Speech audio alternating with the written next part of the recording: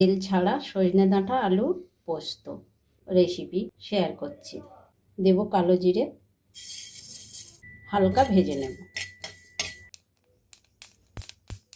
এবারে দেব সজনে ডাঁটা, এবারে দেব আলু, নুন হলুদ মাখানো আলু। এবারে দেব গরম করে রাখা জল।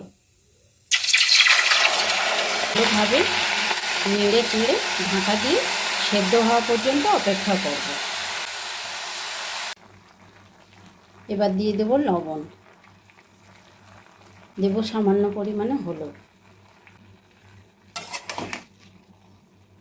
আবারও ঢাকা দিয়ে ভালোভাবে সেদ্ধ হওয়া পর্যন্ত অপেক্ষা করব।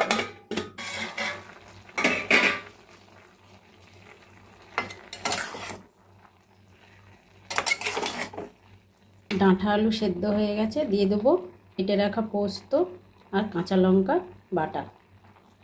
একসঙ্গে মিশিয়ে 2-3 মিনিট রেখে দেবো। দিলেই আমার ডাঁটা আলু পোস্ত তেল ছাড়া রেডি। কেউ চাইলে একটু চিনি দিতে পারেন, আমি চিনিটা দেব না।